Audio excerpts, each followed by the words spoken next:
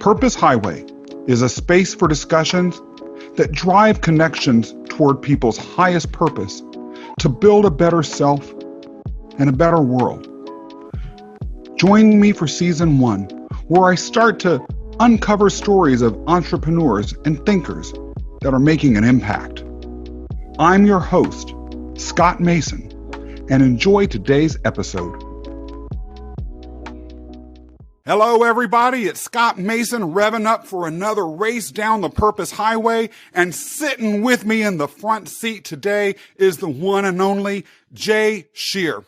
Jay is the owner of Jay Scherr Business Consulting. He is a business consultant and coach for entrepreneurs, small and mid-sized business owners, and he is a speaker and a trainer as well. And he is the host of the Business Minds Coffee Chat, which I've had the privilege of appearing on. I was so impressed with him after doing that podcast that I simply had to have him come with us down the Purpose Highway, and here he is today. Jay, welcome to the show. Wow. What an intro. I tell you, I am thrilled to be here, and there is no better place right at this moment to be in the seat right next to Scott Mason. So let's drive, baby. Let's drive. Just don't steal the steering wheel from me, okay? Because we might crash.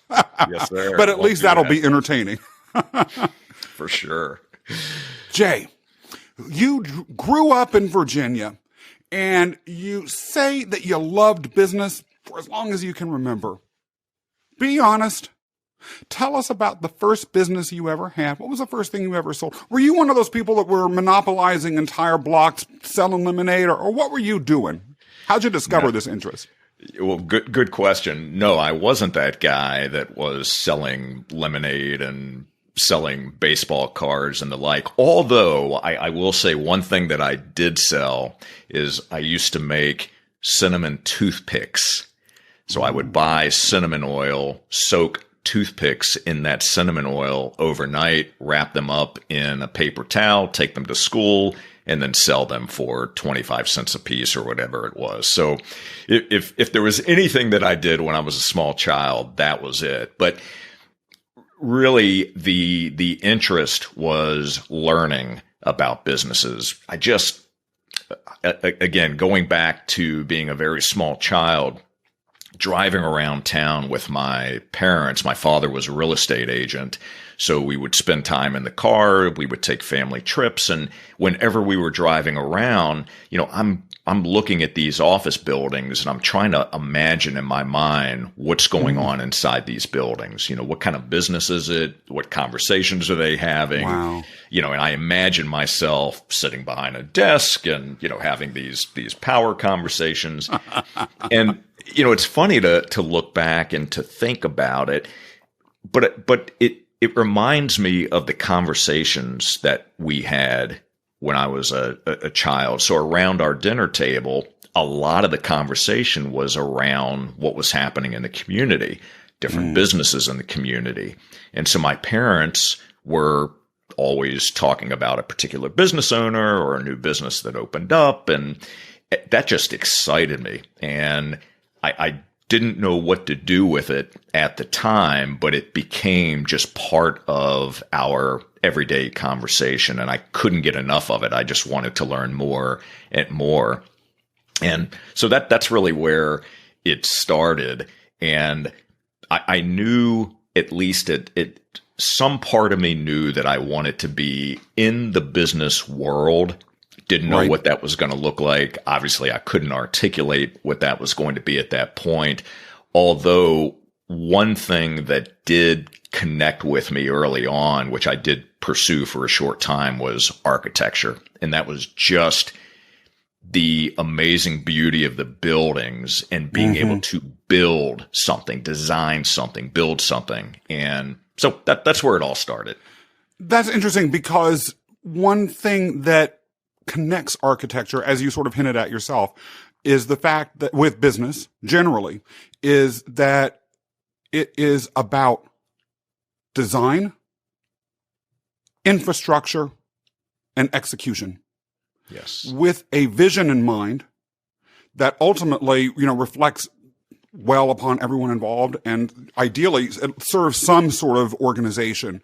And I think that to me at least, the part about business that people forget, if they ever think about business as about architecture as an allegory for business, but they certainly forget it in the actual day-to-day of business, is the fact that it's not just about what is the output of the business, but it is about all of those architecture-like things, as well. And that, at least in my opinion, those are the things that truly enable a business to succeed.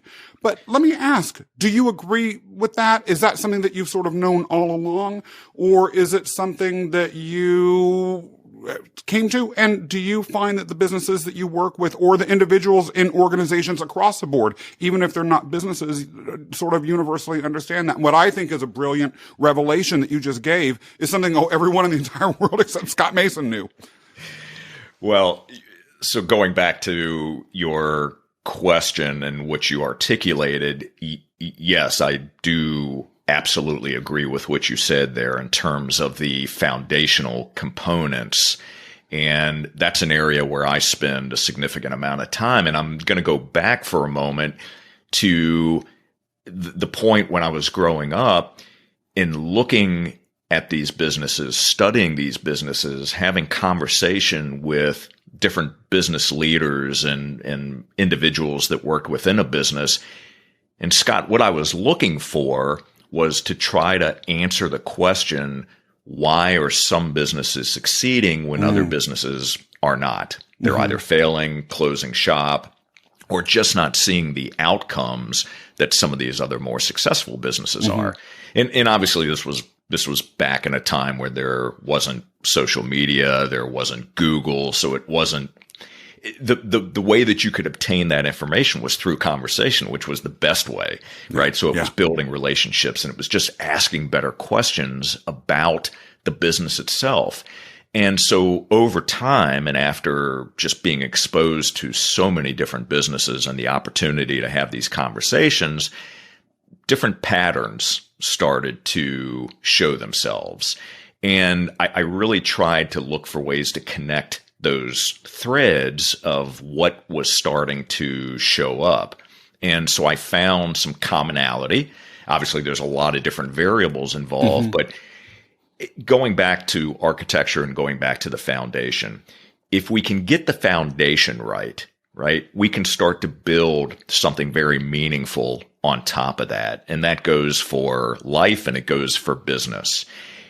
But it always starts with that foundation. So if you don't have all of those pieces in place that build that strong foundation, you can have a great wall system. You can invest in the best roof that's available. You know, you can do all the great things on the interior aesthetically, but you're building on a house of cards. And it's really just a matter of time because those storms are going to come, right? Yeah. You know, both metaphorically as well as realistically. And when those storms come, if a business is strong enough foundationally, they are in a much better position to be able to withstand the different seasons, the cycles that we go through, those storms that come along. And those are the kinds of things that I started to see. So you brought up, which is outstanding, right? It's around vision. It's around mission. It's around purpose highway. Yeah. It is around core values, knowing who your ideal clients are, right? Being able to put the right people in the right position to set them up for success, hiring the right people, hiring on core values, motivating on core values, firing on core values. I mean, there's so many different pieces and parts to getting the foundation right, but it's important to invest that time. Does that make sense? It totally makes sense, but it raises an interesting question for me about what exactly you believe the foundation is. Because on the one hand, the foundation could be, and one might interpret what you're saying as a series of systems or a series of things, objects or legal documents or other sort of items that are put together to make sure that the business operation is running smoothly and solidly, or that there are the appropriate pieces of paper on the wall that articulate a vision, or HR systems with the appropriate engagement surveys and all of that sort of thing happening. That's one way of interpreting it. Another way of interpreting it is that the foundation really is related to the concept of leadership itself. In other words, it's within the human being. I'm sure there are other ways of interpreting it too that my limited mind isn't able to see, but those are two that sort of just, came to top of mind immediately. What are your thoughts about that? What does the foundational element of a business mean to you? Powerful question, Scott. It is always about the people. It's always about how we show up as individuals, how we show up as leaders, how we build our teams, how we communicate effectively. So it starts and it ends with the individuals. And it's always that way.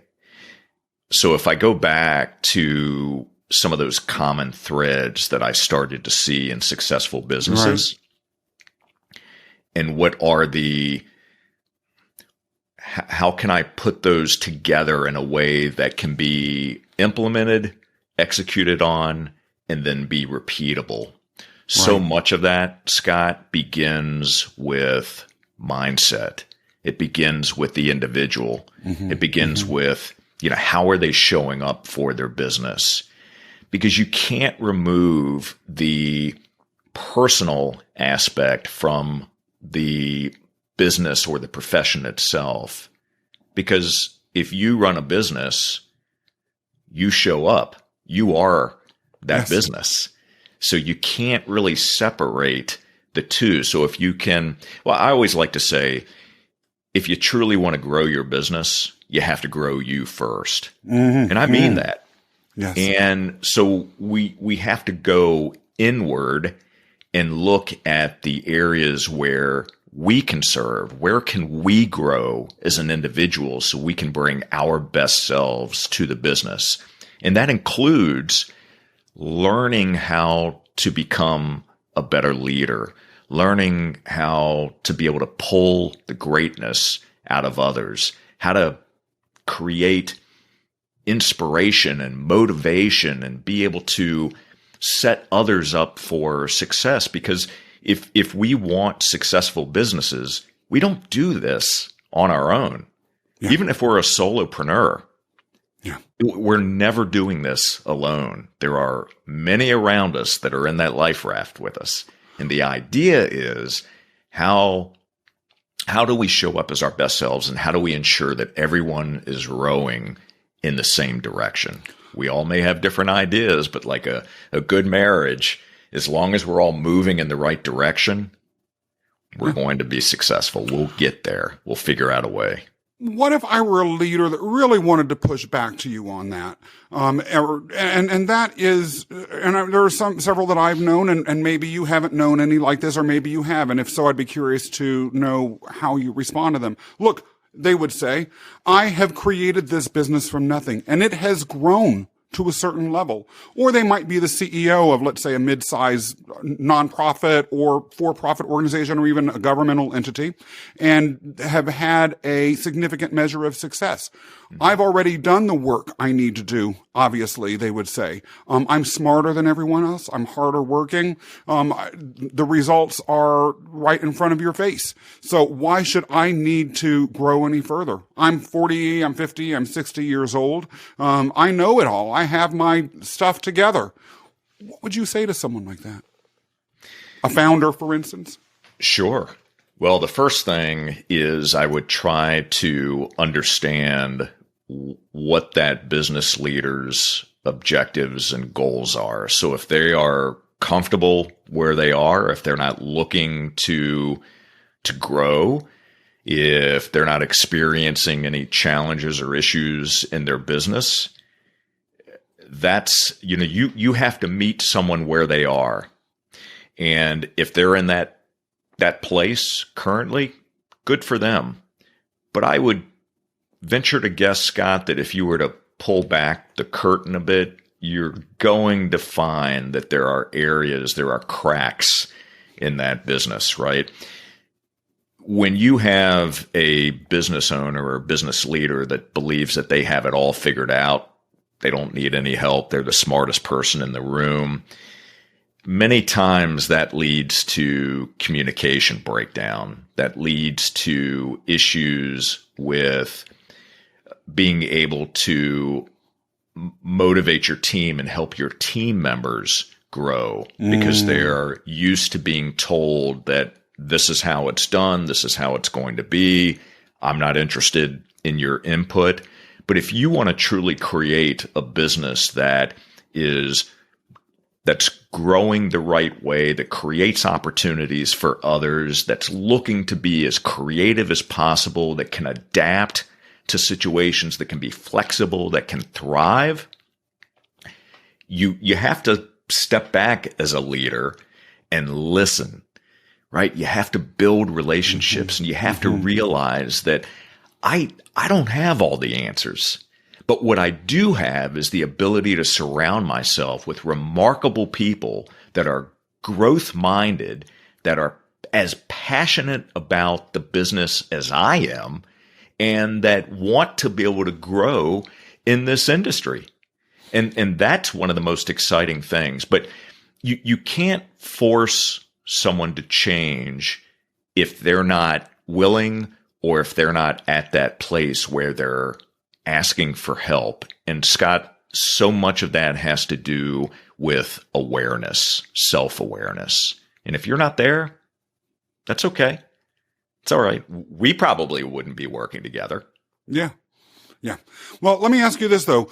Is it possible, in your belief, for an organization to develop sufficient systems, processes, procedures, as well as culture at the sub-C-suite or even at the sub-CEO level in such a way that is so efficient and so tight that CEO doesn't have to work anymore on themselves, or to even really be engaged with the business or bring his or her full self to the business, because the whole system has been set up in a way that it is sustainable without him or her? So it's an interesting question, and the idea would be to try to create the systems and processes in place that allow the business to be able to operate without the CEO involved in the day-to-day. So that CEO can continue to serve in other ways, that can become a visionary, that can set the tone and the direction for future opportunities of that business, and also pursue other interests, right? Continue to grow as an individual. Right.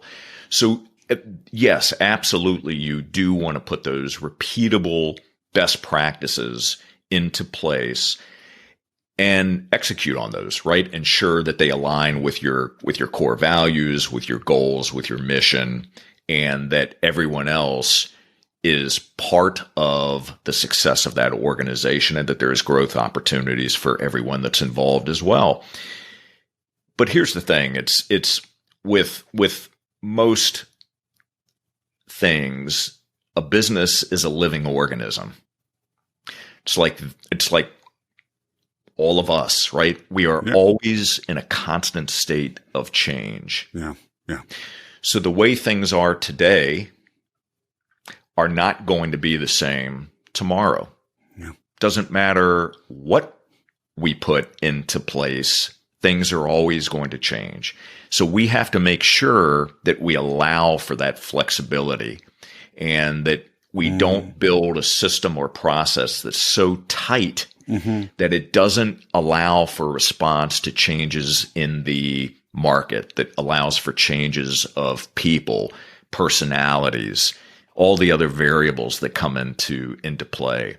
So yes, we can put processes and systems in place that allow that business to grow and to scale and to see repeatable and predictable results. but we also have to allow for flexibility. Yeah. Yeah.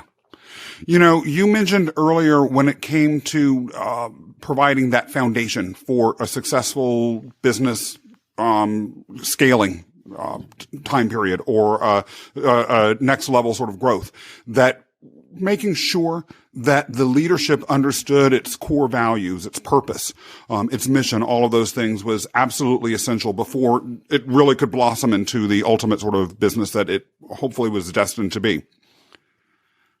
What convinced you that the work that you do is your purpose? And how does anyone even know if they have their purpose? How do they wake up one morning and say, I know this is my purpose? Or is that an ongoing thing? Is it a process? Or do we just say, well, I'm going to figure out what my purpose is. Okay. My purpose is looking good under a ring light on a podcast with Jay Scherr. And I'm going to be spending the rest of my life working on that. Talk to me a little bit more about that process of purpose. It can be hard for folks. To me, it's such a personal question. I'm going to answer it based on my own experience. I don't want to speak for anyone else because, again, it is a personal journey. And I look at it as a journey. I look at it as discovering your purpose, not trying to necessarily find your purpose, searching for it. And what I mean by that, Scott, is for me, it was doing many different things, going through different experiences, trying different things, and finding out what connects with me, right? What excites me, what gets my passions flowing, how I want to serve, who I want to serve, all of those things I think about. And many times, if you're searching for it, chances are, in my experience, it's going to elude you because you're focusing too much attention on the want, on the need, right?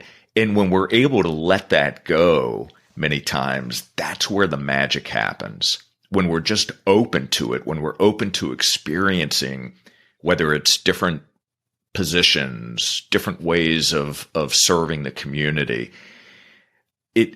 your purpose will show itself to you. But like many things, you have to be open to it. You have to be aware. You have to be listening for those signs. And so again, for me, it was just through different experiences. But I will share this with you. It's an ongoing journey. So even when, if today you truly feel that you're experiencing and delivering and living your purpose, more than likely it's going to continue to evolve and continue to change. And that's okay.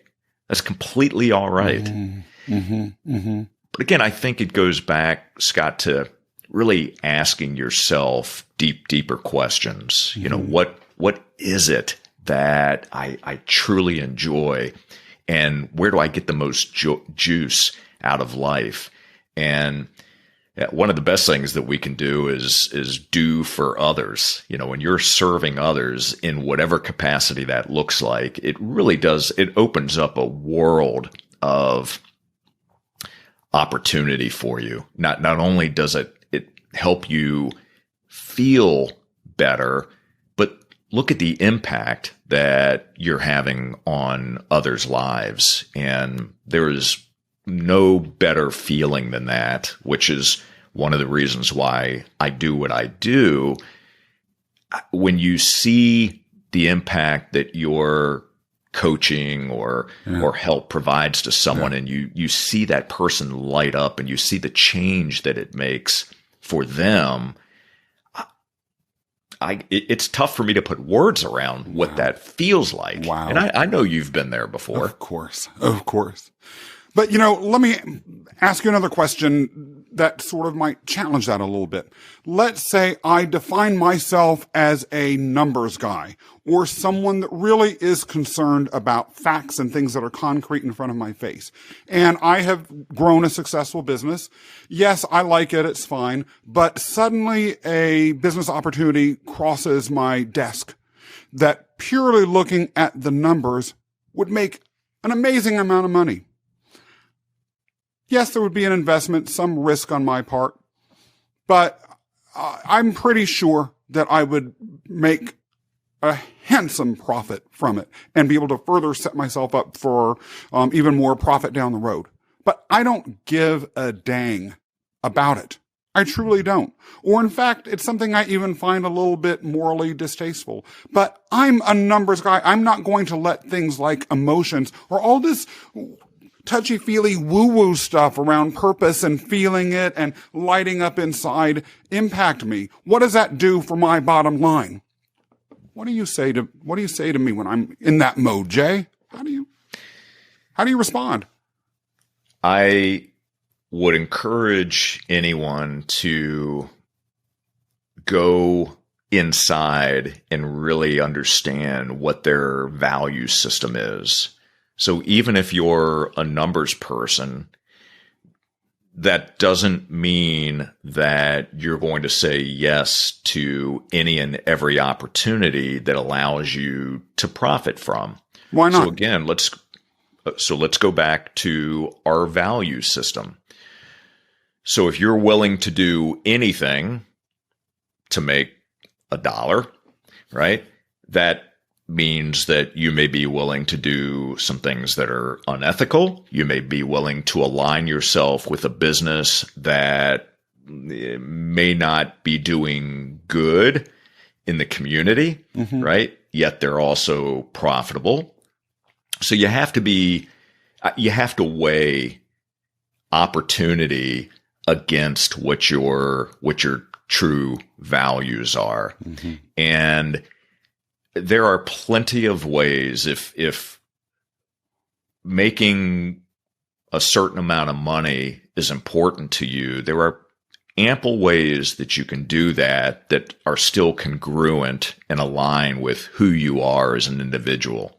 Right. Because at the end of the day, you want to feel like you are contributing. You want to feel like you've done good work. And you want to be able to lay your head down and know that I can rest well because I'm showing up as my best self and I'm providing a high level of service. One of the things that we keep coming back to over and over in this conversation, and I love it, is the idea of our core values. It ties into something that I thought was very striking in your bio. And by the way, we'll direct folks to your website, both in the show notes and at the end of this episode. And I strongly encourage that people look at your bio because it's actually quite interesting. One of the statements that you make in that is that you started your own business in no small part because you believed in yourself. How did you know that belief was justified versus it just being ego? And I ask this on the behalf of anyone who might have been like myself at a different point in, my life, contemplating entrepreneurship and starting my own business. Who am I to say that I can do anything on my own? You clearly did say that. You explicitly, in fact, when you look back on it, said that you had the confidence to do that. What gave you that? How, like I said, how did you know it wasn't just narcissism? I love that question.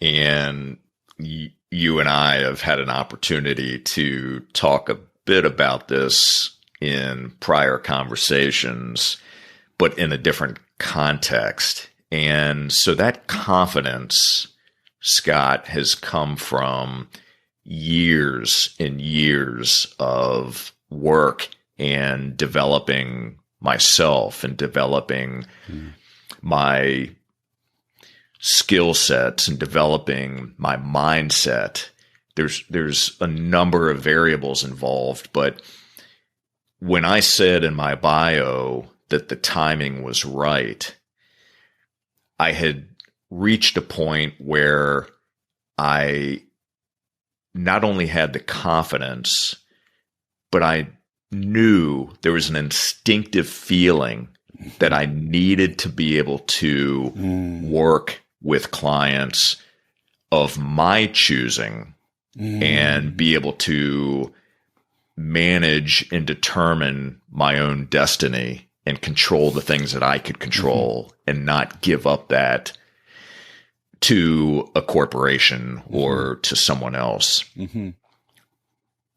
But I want to go back because it's important to understand for all of us that it's a work in progress, and there is always work that we can do on ourselves to help create and build that confidence that can help us realize what's important and realize where we have our own gaps and the areas that we can build upon. And there was a time, I spent 32 years in various corporate positions. And there were many, many years during that career, Scott, where, I was not showing up as my true, authentic self. I had a certain amount of skill that I was able to apply.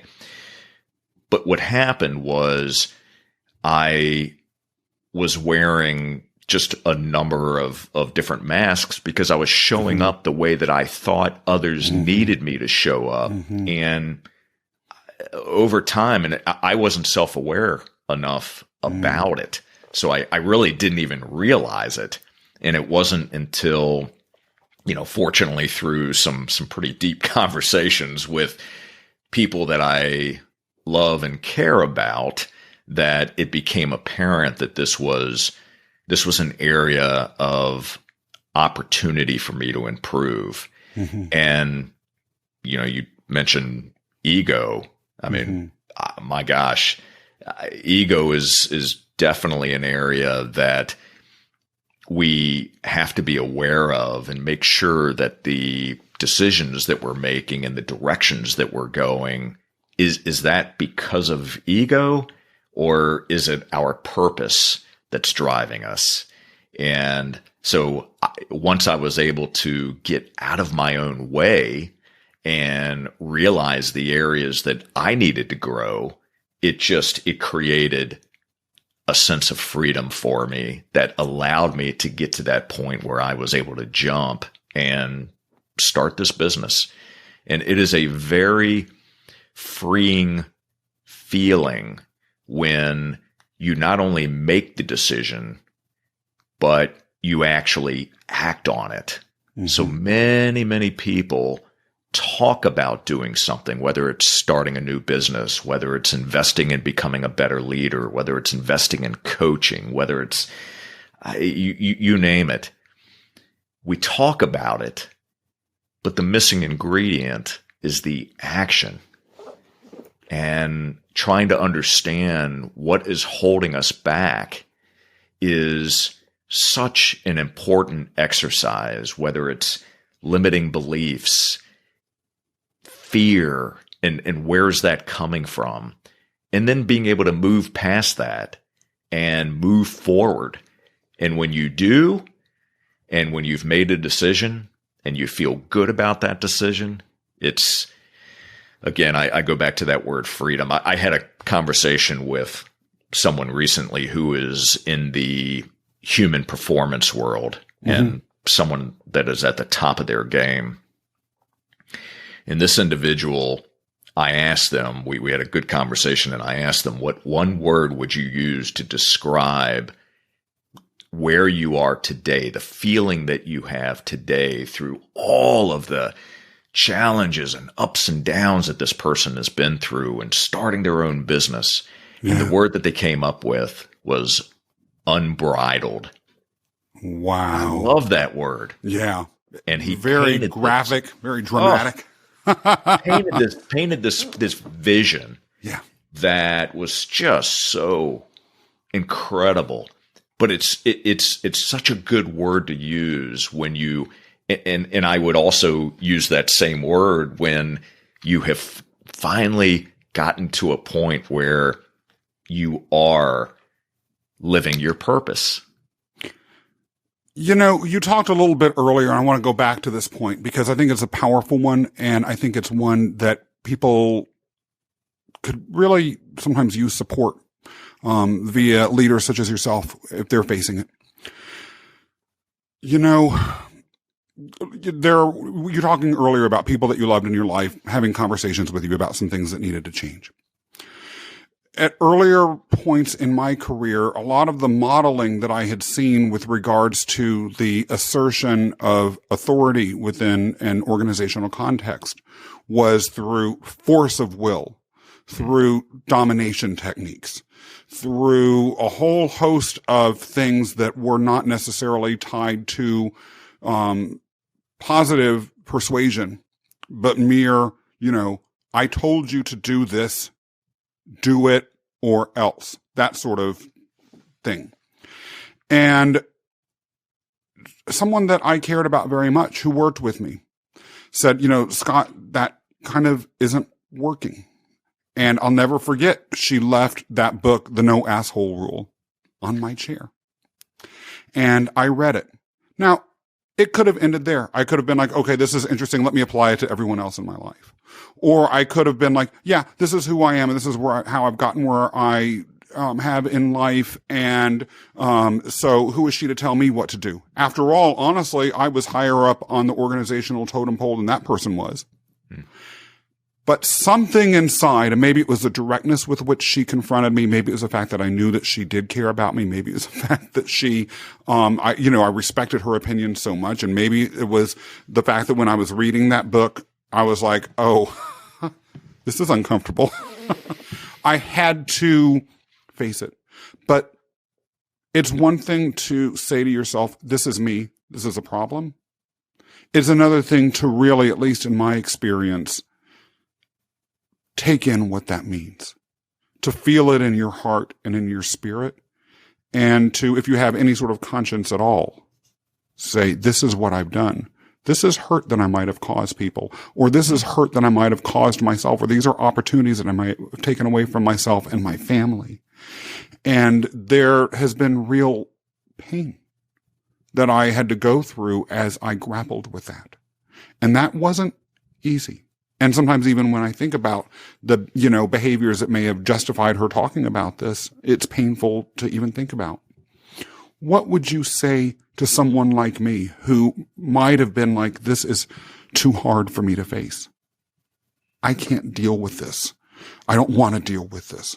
My job isn't on the line. I'm not seeing any immediate threat of termination or any threat to my business. Have you ever even experienced anything like that, Jay, yourself? And if so, tell us what happened and how you grappled with that. The answer is a resounding yes. Have I experienced that myself? I look back over my career and there were so many areas where there were opportunities to grow and opportunities to learn, and so many times where I failed to show up as the leader that my business at that time needed, or the people around me needed. And you've heard this before, but growth happens at the edge of our comfort level. Yes. And it is very difficult to look yourself in a mirror and realize that everything is my fault. Yes. And when you are a leader, you accept that responsibility and that role. When things go well, credit goes to those around you. Credit goes to your team. Yes, when things absolutely. don't go well, it's on us. Mm-hmm. And I'll give you an example of when I didn't show up as the leader that I should have been, could have been, but wasn't aware enough. So I had a team, and I felt, probably because of ego as I look back, that I had to do everything. Mm-hmm. And I wasn't allowing the opportunity for others to show their greatness. I wasn't providing them the coaching and the assurance and the leadership that they needed to be able to do their work at the best level that they could.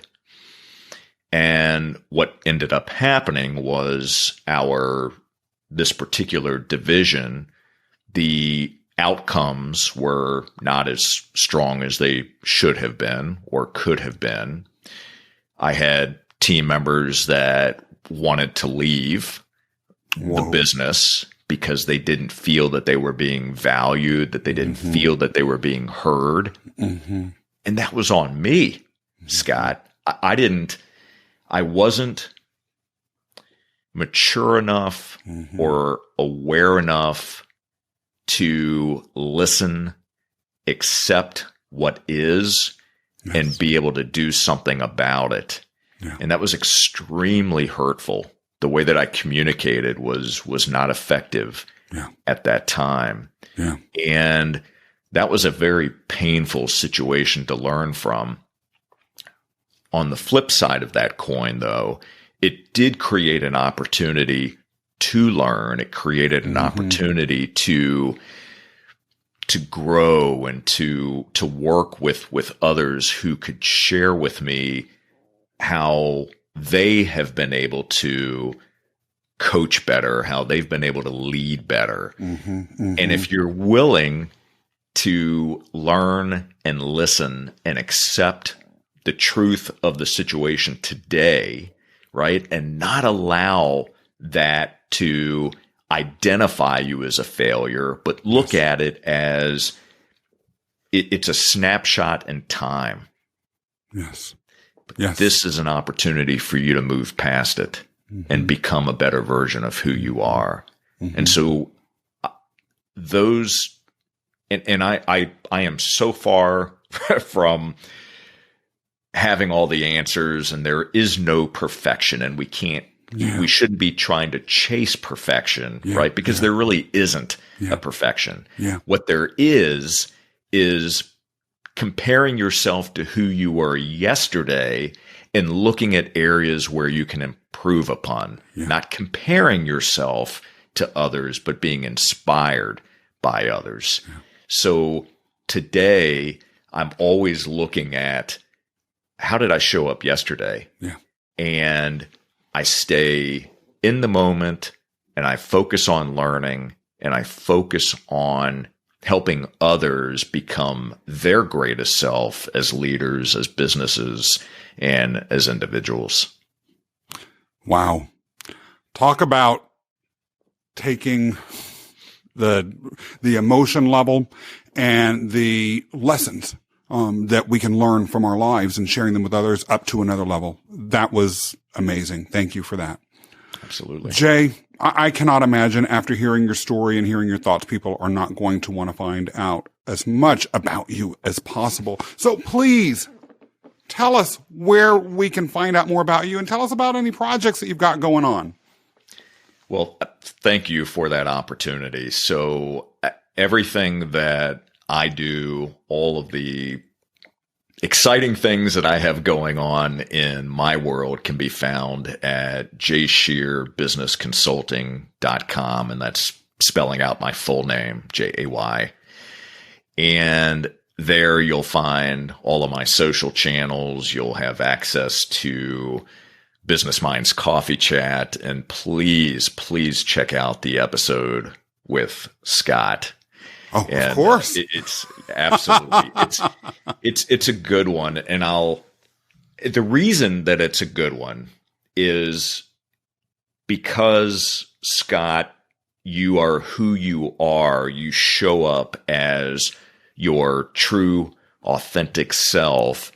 And one of the things that I really enjoy about doing that show is having very deep conversations with questions that take us in a multitude of different directions, but are not surface level questions. Yeah. Because if you want to understand the humanity of an individual, if you want to understand and be able to peel back the layers on how someone thinks, how they act, why they do the things that they do, and who they are at their heart and soul, you do that through asking very powerful questions. And we had a remarkable conversation, and I'm just super excited about what you're doing here with Purpose Highway. I remember when you first told me about it and shared the concept.